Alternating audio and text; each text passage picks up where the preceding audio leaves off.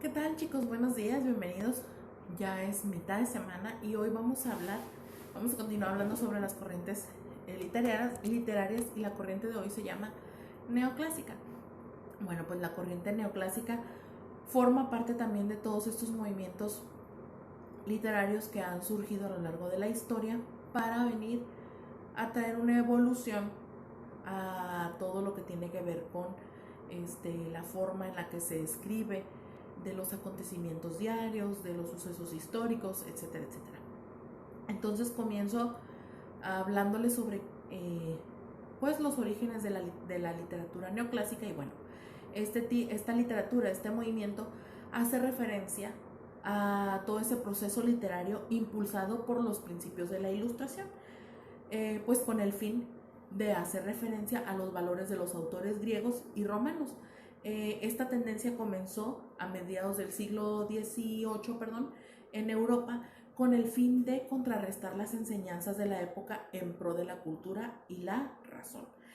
Aquí se buscaba ir otra vez al pensamiento humano. La Ilustración, recuerden que fue el periodo donde hubo esta nuevo despertar, el redescubrimiento,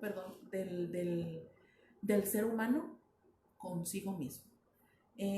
Cuando se busca, cuando las otras corrientes buscaban un poco más sobre la realidad, sobre la cultura, sobre lo que estaba sucediendo, como aterrizar un poquito más los pies en la tierra, el neoclasismo estaba tratando de buscar otra vez ese reencuentro eh, con todo lo que tenía que ver con consigo mismo. Entonces la literatura neoclásica no nada más influyó en la literatura en general, sino que también en otras áreas de las artes como la pintura, la música, la escultura, la arquitectura e incluso la ropa.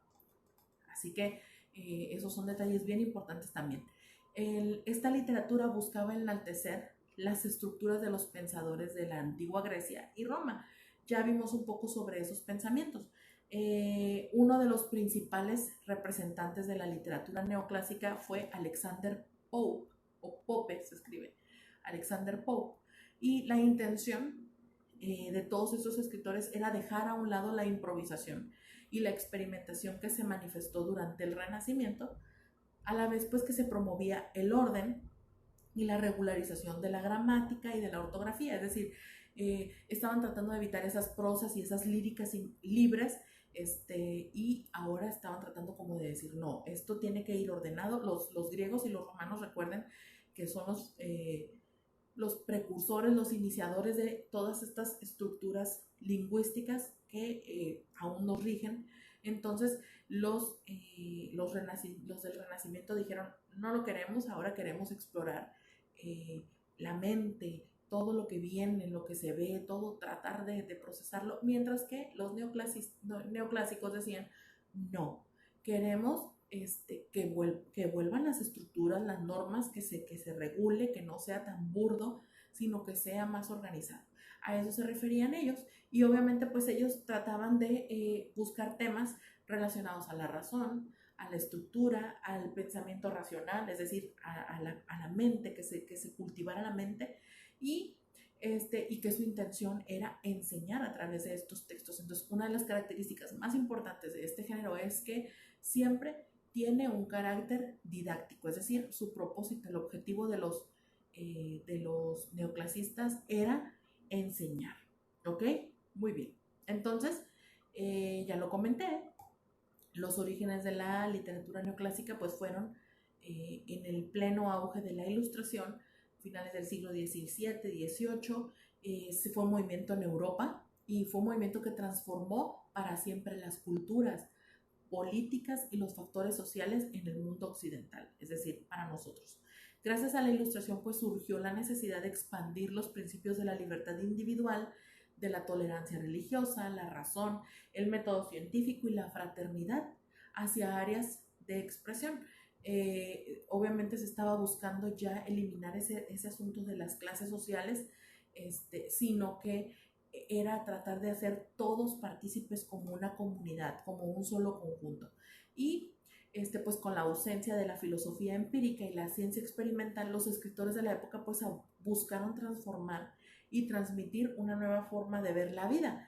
Y estos se concentraron entonces en los aspectos como la moral, la mesura, que es como mantener las cosas un poquito más, no en desorden, el autocontrol y todas estas corrientes o buenos modales que venían a chocar con el barroco, que se acuerdan que les comenté que era como muy sucio, era como algo muy espontáneo y yo puedo hacer lo que yo quiera y cosas así, ¿no?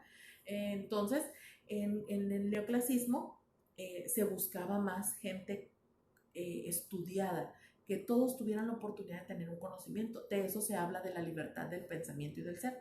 No se refiere a nada más que la capacidad de poder expresar libremente lo que se cree, que es un principio ahora ya universal, es una garantía individual, universal, el pensamiento, la libertad de pensar y opinar diferente a los demás, es un derecho y pues ellos lucharon por eso, así que tenemos todavía bastantes vestigios de esa lucha, ¿no?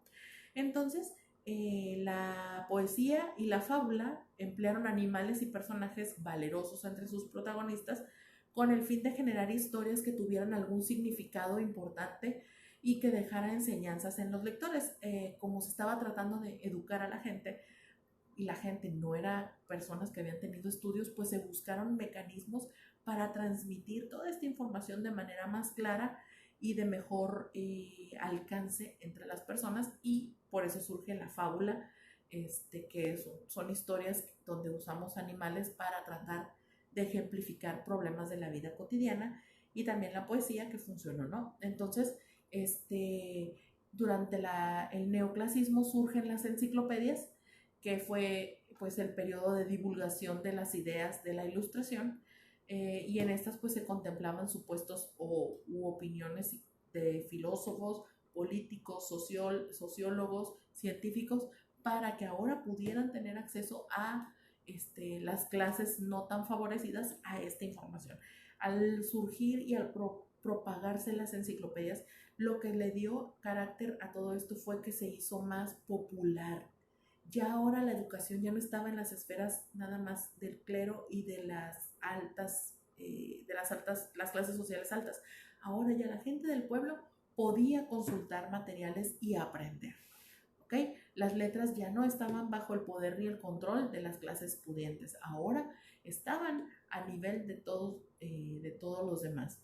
Así que también a ellos les debemos esa lucha por la igualdad y el derecho a la educación que nosotros todavía seguimos defendiendo, y a esa oportunidad de poder manifestar nuestros pensamientos con libertad, siempre en el margen del respeto, porque esa es la tolerancia, pero con la seguridad de que podemos ser escuchados, ¿no? Entonces, dentro del neoclasicismo, tenemos tres diferentes etapas. Las voy a mencionar ahí un poquito rápido. La primera fue la era de la restauración, y esto quiere decir que estaban tratando de regresarle el orden a los escritos, y entonces ahora la poesía vuelve otra vez a los lineamientos clásicos de los autores grecolatinos que se apoyaban de la sátira. También se popularizaron los teatros como espacio para exponer obras en prosa para que la gente las escuchara. Acuérdense que en la antigua Grecia solo los hombres tenían acceso a estas presentaciones y eran a puerta cerrada básicamente. Y entonces también surge el género de la comedia y otras expresiones como las odas y los pastorales, ¿ok? También tenemos la siguiente era, que era valga la redundancia, la era agustina, que daba su nombre al emperador Augusto, quien se encargó de proporcionar estabilidad y prosperidad al imperio. Entonces en esta época se desarrolló el periodismo y también las novelas de ficción con cortes autobiográficos. Y también fueron populares las comedias y se desarrolló una poesía con un corte más sentimental. La literatura se volvió racional, realista y moral. La última era fue la era de Johnson, o era de la sensibilidad, y los elementos que caracterizaron principalmente a esta era fueron el balance, la razón y el intelecto. Hubo mucha concentración de este tipo de literatura folclórica y popular, porque ya la gente estaba empezando a reaccionar. Entonces también surgieron textos como los de William Shakespeare, que se volvieron muy conocidos y muy populares, Y también por otro lado, pues como les comenté, se realizaron las enciclopedias y los diccionarios sobre gramática y ortografía. Así que estamos estudiando todo esto gracias a ellos. Dentro de las características principales que puedo enunciarles sobre el neoclasicismo, hay varias, pero quiero hacerlo en el próximo video. ¿Ok? Ahorita nos vemos.